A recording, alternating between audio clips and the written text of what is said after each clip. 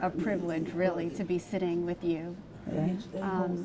Tell me what it feels like to be in the museum and to know that your great aunt is being honored and remembered in this way for changing so many lives.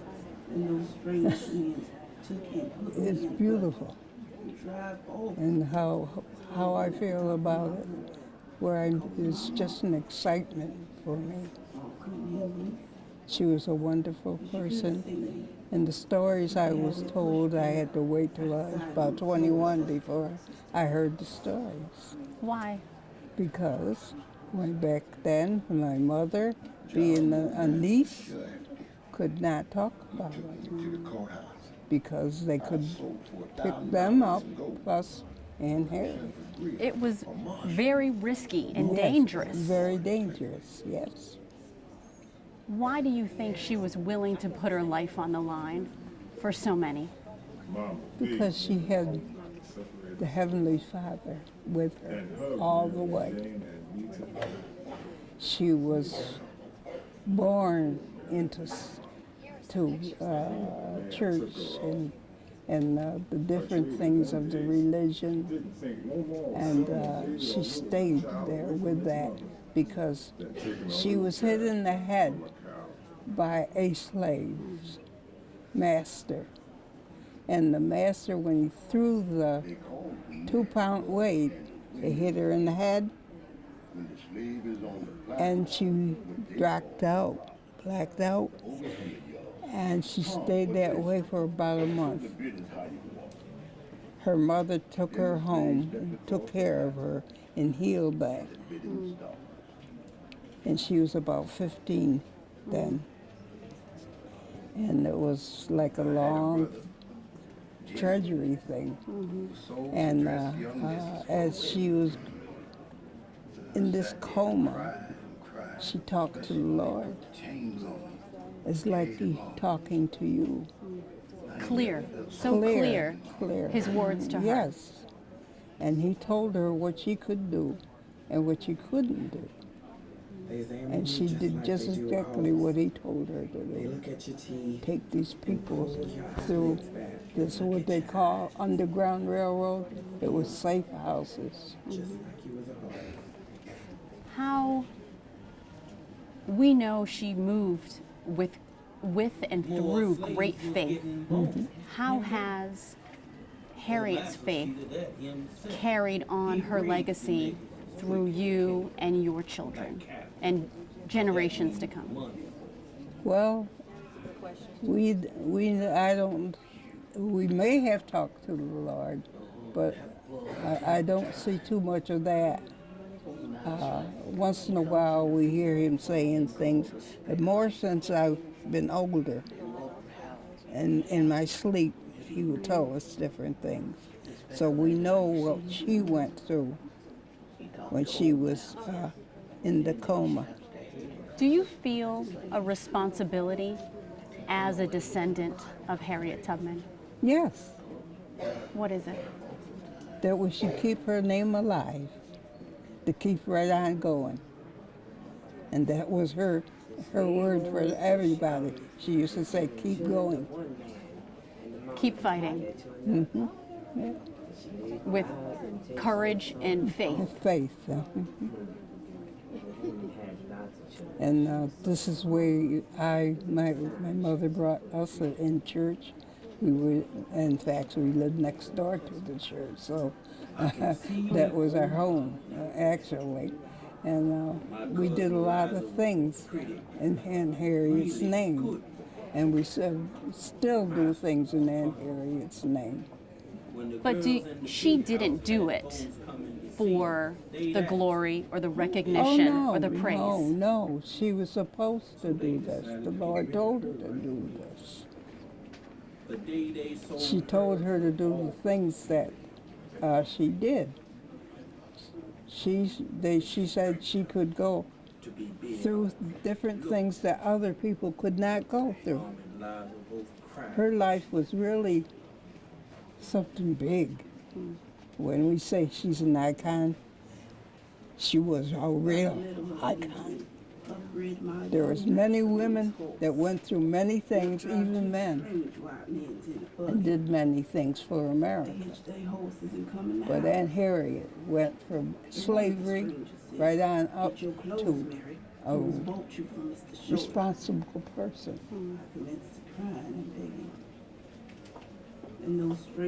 So she deserves to be honored. She deserved every bit of it, yes. Thank you so much. This was wonderful. Huh? Oh, and so now when you see that there's discussion about putting Aunt Harriet on the $20 bill, the stamp, when you see her hymnal in a museum as beautiful and as grand as this museum, what does it mean to you? It means she's still alive. She was one of the greatest. She was icon. And she still lives as through us. We keep her alive. Thank you so much. It has been a whirlwind trip so far here in DC. It has, nonstop. What is it like to be the great, great grandniece of Harriet Tubman? Well, it's an honor.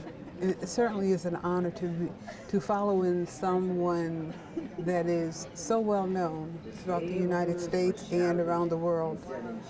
So I can honestly say that it's an honor. Do you feel some sort of responsibility? I do. I feel responsible to continue a legacy that has kind of been broken in some ways. So there's a lot of people, companies, and so forth who have used Harriet Tubman name, but it does not attach a descendant to it. And so we have attached ourselves to the Harriet Tubman Learning Center, which we are offering education to the underserved children. So that's including STEM, robotics. We're taking underserved children to a higher level because sometimes people give up on them.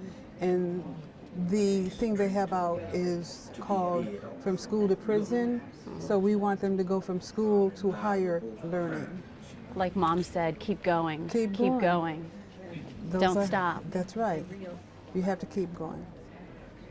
What have you learned through the stories that are not only America's stories, but your family story, the story of your family and of this one woman who changed the course of your family? Yes. What have you learned from her? What's the biggest lesson that you take away that you wake up to and remember every day? The thing that I look at is that no matter what you're going through, her life was not that easy. I know that mine is a little easier, a lot easier. She was illiterate. So our legacy that we're trying to continue through her is making sure that no one else goes through that. We're trying to combat that illiteracy problem. It's a phenomenal problem. It's something that needs to be addressed because our young children, it doesn't matter what your color is, but there's a lot of people out there who are not getting the education they need. They're getting passed on. No Child Left Behind means you're not going to be left behind, but we're going to pass you on. But guess what? You can't read past 4th grade. So we want to make sure that that doesn't happen continuously anymore. We have to make a stop. And if we don't do it, who will? We care enough about that. And so we are continuing her legacy. She died illiterate and did not have that opportunity to learn how to read. Or if someone tried to teach them, what happened to them was the person trying to teach would be beaten or whipped or sent to jail. Yet she was wiser than many of us will ever be. She didn't have a formal education, but she was educated, very highly educated. From the standpoint, she knew the stars, she knew science, she knew technology because she would build things, work on things. She knew how to put things together and make things happen. She was a nurse. She was a spy. I mean, her list is so long. An abolitionist. She fought for the rights of others. And so we have to continue fighting for our people, our family, our relatives, and those that have no one that will fight for them. When you tour a museum like this, a museum that many of us have dreamed of, that is finally in, you know, we can touch. In existence. In existence. Exactly. And a piece of your great aunt is here. What is that like? What does it feel like?